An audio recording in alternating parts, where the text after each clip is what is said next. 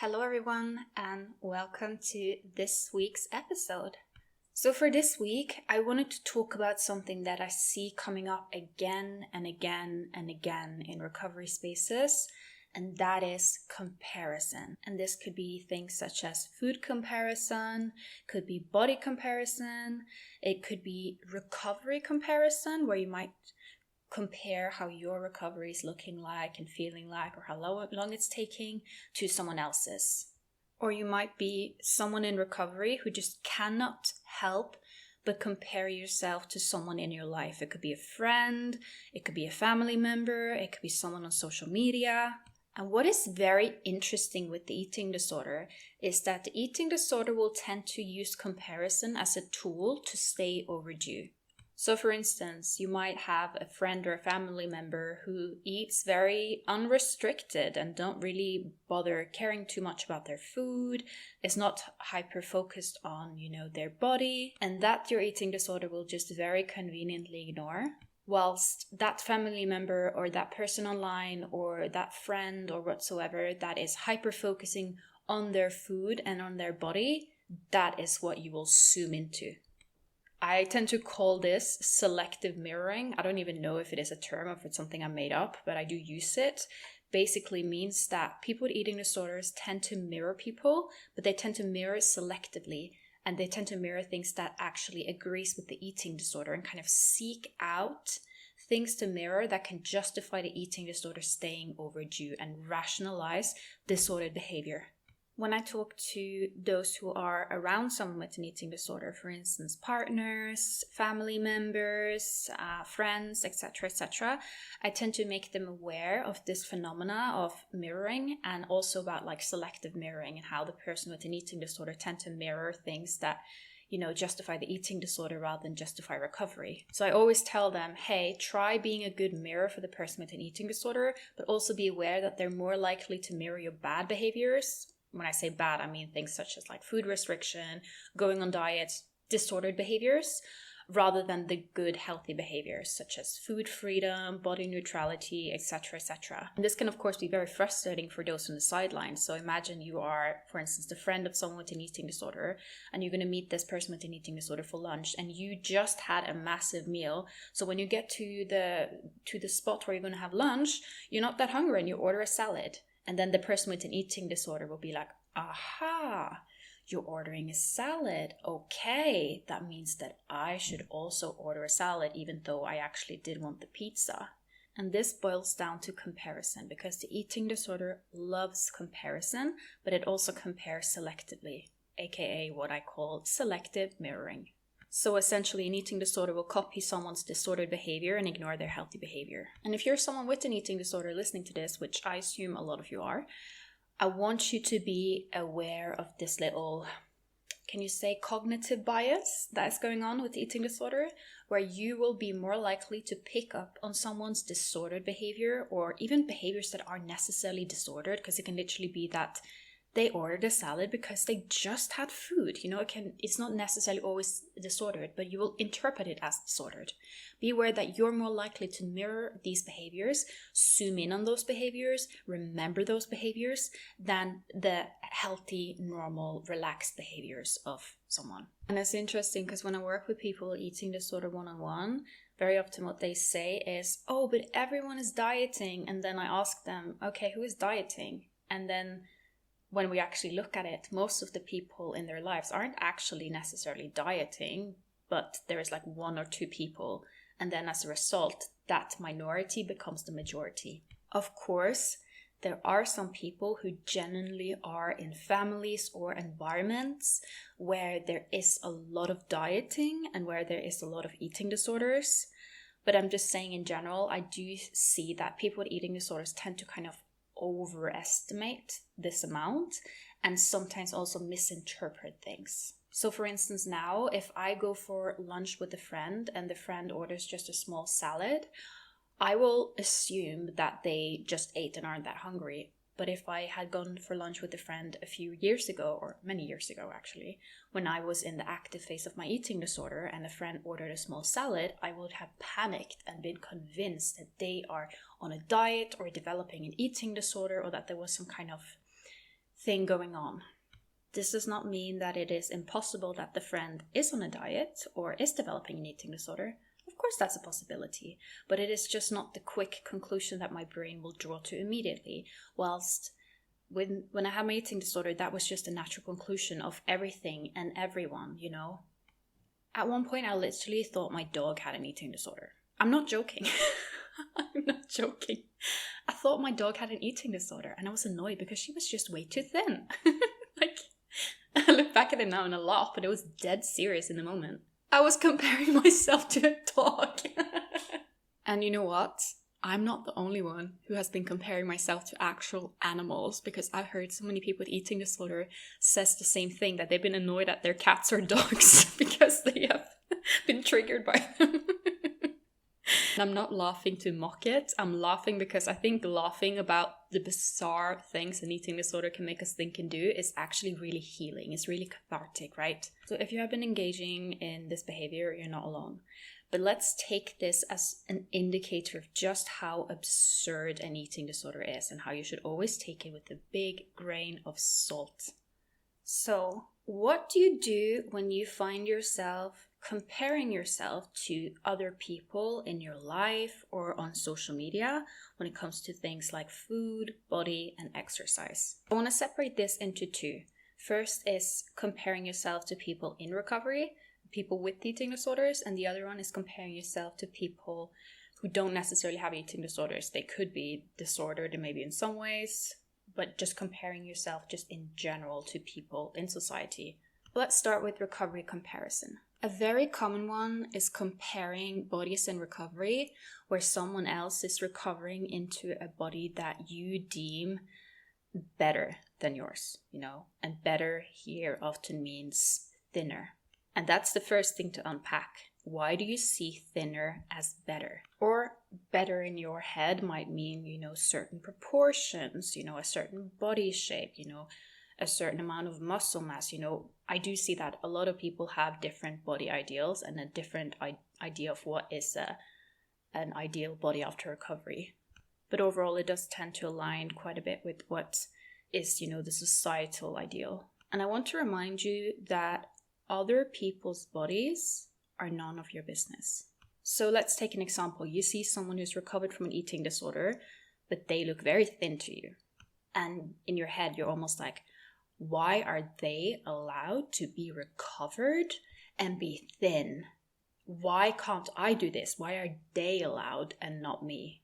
First of all, you know nothing about their recovery. You don't know if they are actually fully recovered. And if they are suppressing their own natural body weight, they are the ones who are going to suffer the consequences for it. Please don't take social media too seriously, because you never know what's going on in someone's lives and with someone's bodies. You just don't. I think recovery can become almost a performance, and people want to have like the perfect recovery to show off. And you know that their recovery fit this perfect societal ideal, but you don't always know that they are speaking the truth.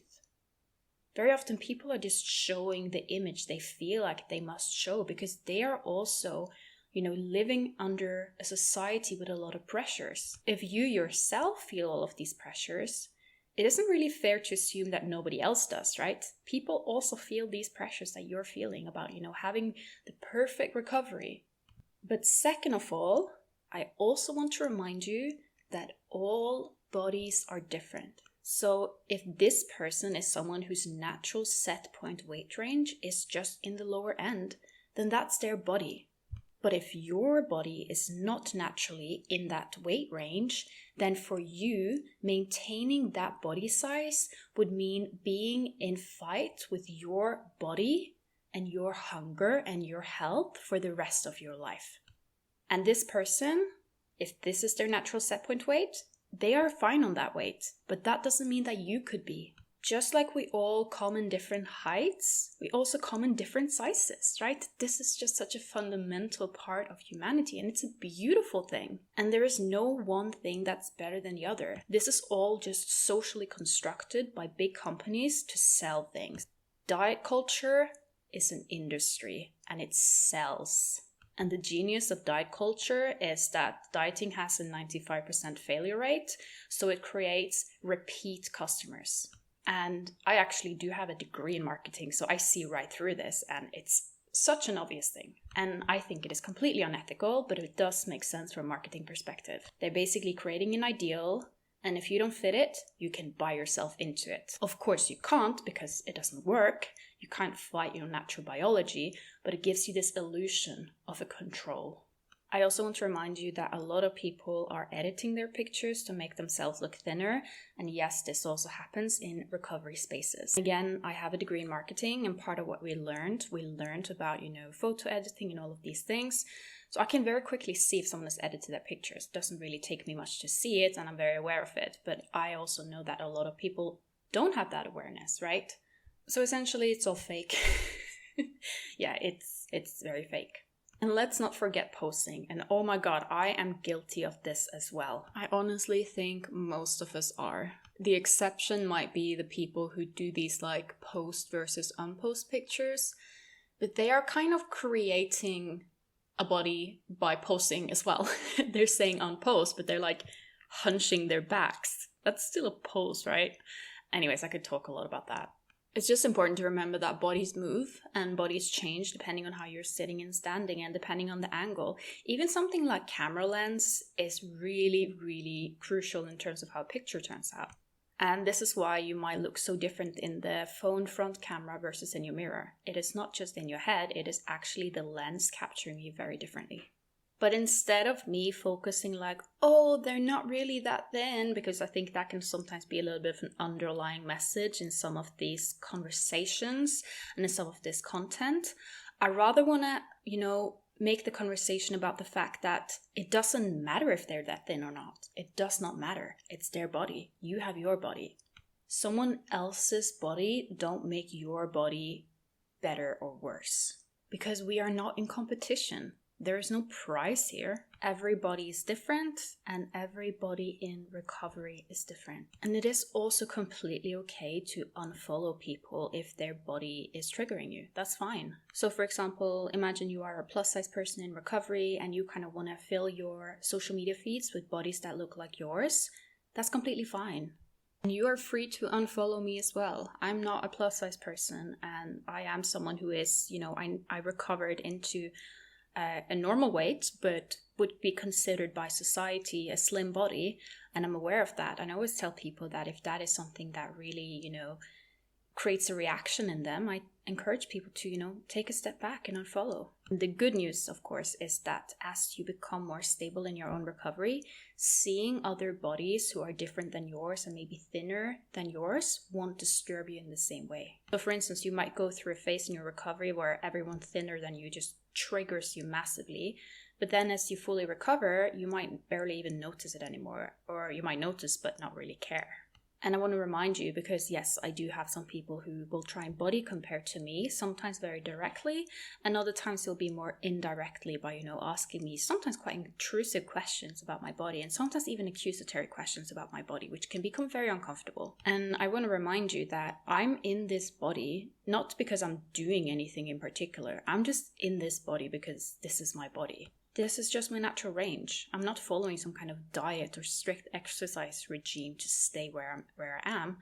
This is just where my body wants to be. It's just my range, right? And in the same way, you need to find your range. And if I was just full of BS and I was just lying to everyone on social media and I was secretly like running on the treadmill for 3 hours per day and living off of chicken and broccoli, then guess who would suffer the consequences of that?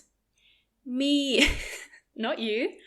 I would be the one who would suffer the consequences. I sometimes feel like the underlying message in a lot of this is, why is this person allowed to engage in disordered behaviors that I'm not allowed to engage in? And first of all, you're allowed. You can engage in as many disordered behaviors as you like without anyone really punishing you for it or taking legal action against you or anything like that.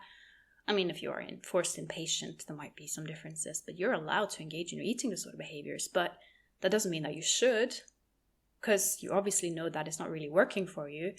And if it was working, would you be here listening to a recovery podcast? And this way of thinking was actually something that helped me quite a lot in my own recovery when I was faced with, people who would, engage in, food restriction or restricting certain food groups, people with or without eating disorders. I would basically remind myself that, okay, yeah, technically I can also do that, technically, but I would have very negative adverse consequences by doing that. So if you see someone who is supposedly recovering through fitness or some kind of raw veganism journey or whatsoever, and they're claiming that they're fully recovering from it, first of all, chances are they're not. But second of all, even if they were, would you? Because I know for myself, that kind of recovery would not work for me. And it would not work for the majority of people that I talk to in recovery. So does it even matter if they're recovering or not? It matters, does that form of recovery work for you? And once you shift the mindset from being almost like a police, like a recovery police who's going there to see who's really recovering, who's not, who's doing what, who's eating this, who's weighing that. Instead, stay in your own lane and focus on you and what works and what doesn't work for you. So is recovery comparison always a bad thing? I'd say comparison is bad, but I'd say inspiration is not necessarily bad. And the differences between them can sometimes be a little bit tricky. So for example, you might hear a story about someone who did all-in recovery and completely letting go of their food rules and listening to extreme hunger. Then you look at your own recovery and realize that you're not doing that. You've been holding yourself back. Is that comparison? I mean, you are looking at your situation and someone else's situation and think about your action as a result. So kind of.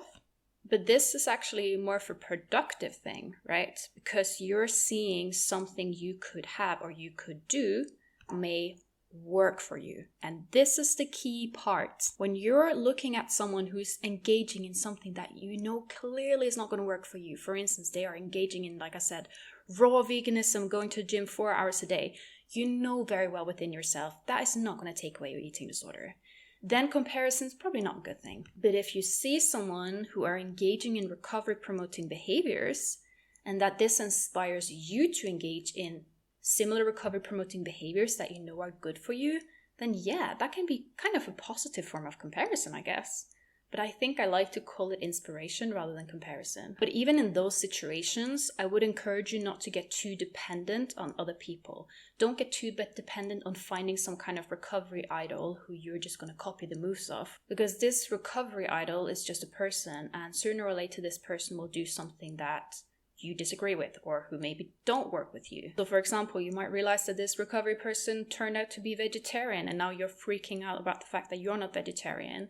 You know that your reasons for vegetarianism is more comparison related, even though you're probably trying to convince yourself it's not. And then you look at this person, you're just like, oh well, but they are a recovery person, a recovery idol, so I'm gonna do it because they can do it. Or it could be that this person recovered into a body smaller than yours, and then you're like, yeah, but they did real recovery, and they're in this body. That means that my body should look like that as well. So overall, inspiration from others in recovery can be a very nice thing, but just don't get too dependent on it and be mindful that what works for someone else may not always work for you. And that is how recovery works. For instance, someone might have done cognitive behavioral therapy and loved it, and then you tried it and it didn't work for you. Everyone has a different approach that works for them. I would say that there are, of course, some commonalities when it comes to recovery, some things that kind of need to be, ticked off to make recovery work. And that is refeeding, meaning eating an adequate amount of calories, not only to, feed your body, but also to speed up your metabolism and repair, etc., etc. So in other words, you need to eat a lot of food. This is kind of, not really discussable. That's just how recovery is. And then there is, of course, rest, which I will argue for the vast majority of people is a good approach. And also weight restoration, meaning getting your body to its natural, healthy set point weight range. Not everyone in recovery needs to gain weight, but some do. And if you're suppressing your natural body weight, then that is something that needs to be let go of. And of course, also rewiring, meaning challenging fears. Doing the opposite of what the eating disorder is telling you repeatedly. These are some factors that I would say are pretty much, You can't really, skip these in recovery and expect a full recovery. But in terms of approach, there are many different ways to go ahead. So, for example, I am a coach. I'm trained in coaching. I'm also trained in CBT, and I'm currently training in psychology, doing a master's degree in psychology. And in my master's, I'm doing, typical psychoanalysis, fraud, and that gang. And I'm also doing, more like critical psychology. I'm doing biological psychology, where I'm looking in the brain. So I'm obviously trained in all of these different directions. And I can reassure you that with different clients, I will use different approaches. With some clients, I'll use more very typical textbook direct coaching, whilst with other clients, I'll use a little bit more of an alternative approach, where I might take a little bit from this and take a little bit from that. It'll be like a little bit of coaching, a little bit of CBT, a little bit of everything, sprinkle in some things there, right? Different approaches work for different people.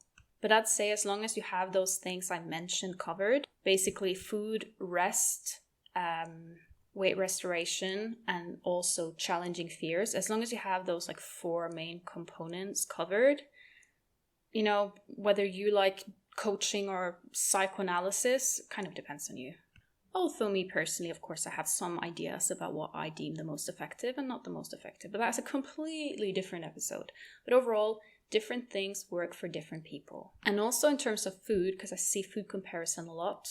First of all, those recovery accounts you follow probably don't post themselves waking up at 4 a.m, having a massive extreme hunger raid in the kitchen, eating 15,000 calories in 15 minutes. They don't show you that. They show you their carefully, nice, curated meals. Guilty as charged.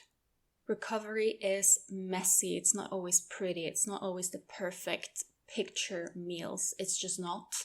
And also there's a lot of shame around food. So very often people will feel ashamed to post, that they ate a very big meal, or that they had 4 servings of dinner. You might just post one of those servings. So it's the same thing, like I said, with body. First of all, you don't really know what a person is eating based on their social media. And even if you did, it does not matter.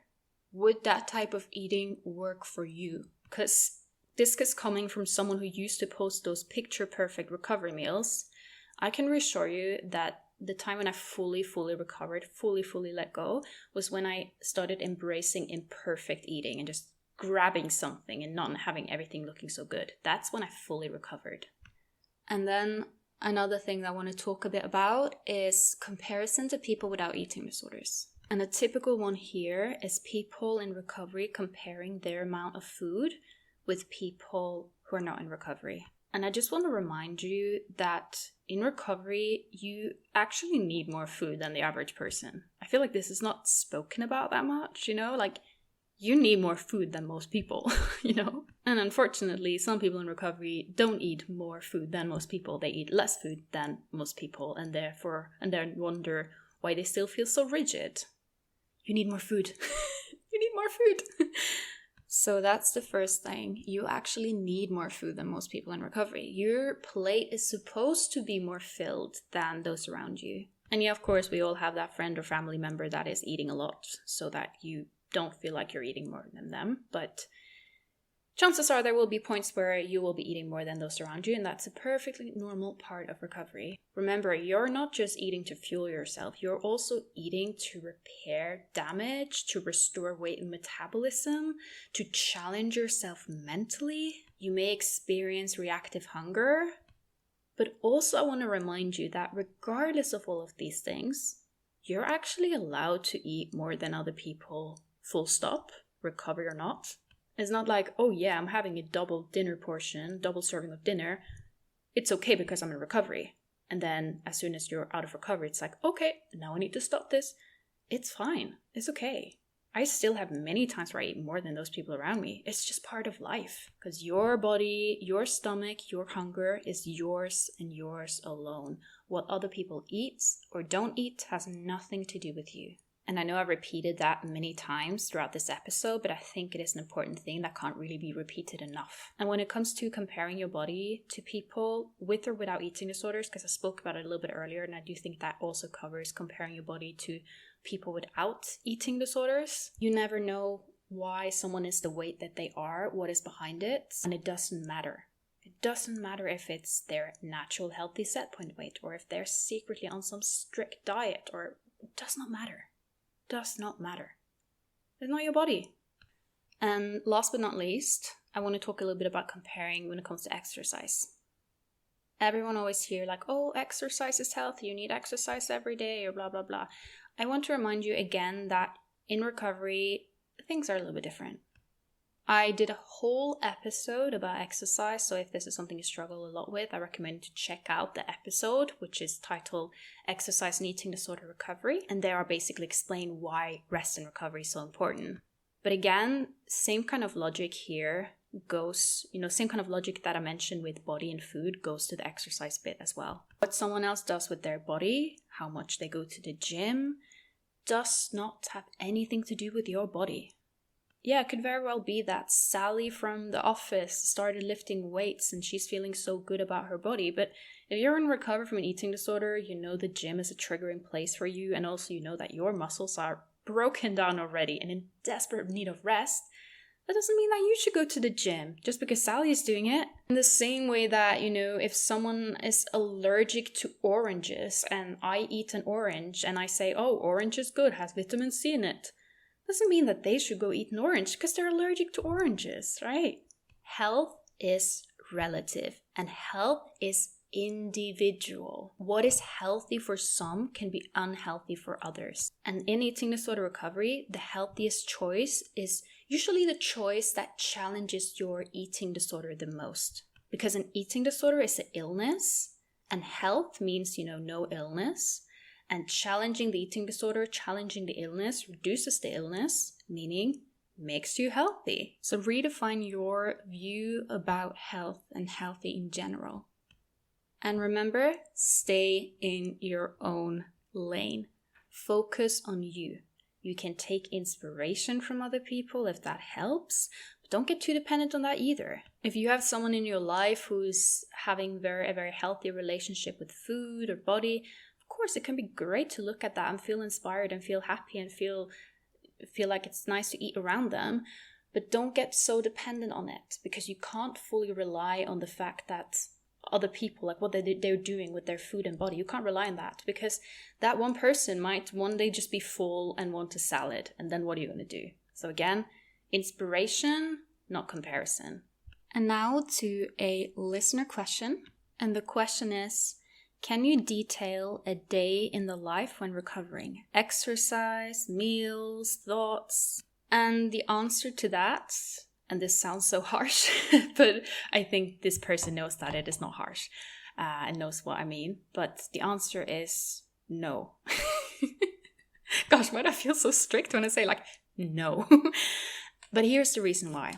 The reason why I won't do that is because of everything I've spoken about in this episode. The comparison. For example, if I were to share, every meal that I ate in recovery, I know that there's always going to be that one person who finds something about that to compare themselves with or to interpret my meal in a very, interesting way. For example, imagine I post eating whole grain toast with peanut butter, right? Then I know there's always going to be one person who's like, oh, Amalia is eating whole grain. That means that white bread is bad. You see where I'm coming from here?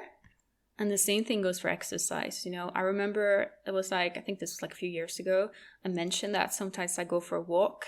And then I remember I got people messaging me, how long is this walk? When do you go?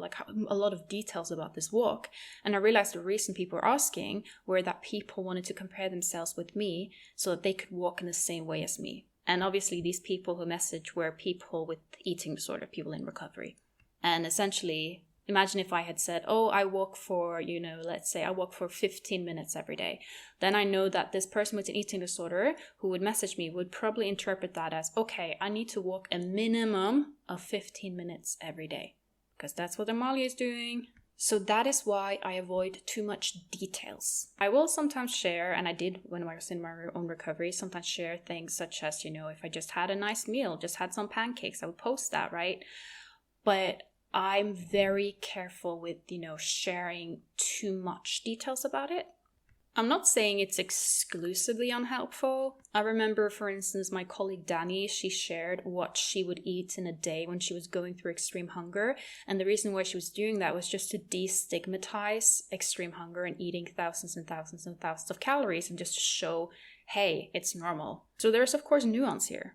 But overall, I tend to be very careful to sharing too much information about, food, movement, body, weight, all of these things, just because I know how it can be misinterpreted and I know how people can be triggered by it. And I don't think it is helpful. And I sometimes get, quite invasive questions about, for instance, if let's say I post a meal, I will get very strange, invasive questions about the meal, about like the details. How much did I use of this? How much did I use of that? Did I eat the whole thing?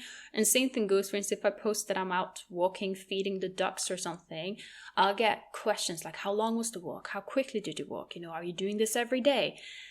First of all, it makes me a little bit uncomfortable because it feels very invasive, but I know why people are doing it. I know that there are people who are unwell and want to compare themselves, and I'm not engaging in it. And I am not engaging in it because I care about you. I care about those people. I could very easily have made, a clickbaity video, what I eat in a day, how I exercise, all of these things. And I know it would have gotten a lot of engagement and a lot of views, but I don't want to do it. I don't want to do it because I've seen how it can be harmful. So I don't do it. And I don't do it because of compassion for people with eating disorders who might misinterpret it. And I sometimes feel like when I say this, people are going to think, oh, it's because you're secretly, dieting or restricting or going to gym for 3 hours every day. I can just say right away, that's not the case. Not at all. Anyone who knows me knows that's not the case. But even if it was, it wouldn't have made a difference to your own recovery. And that is the whole point of this episode, which is now getting very long.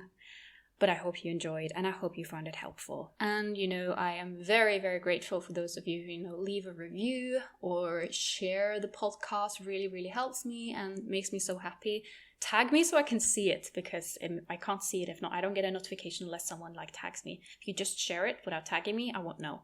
But if you tag me, my username, I will see it. And it's nice. I really appreciate you all. I will talk with you next week. So take care and have a lovely comparison-free week.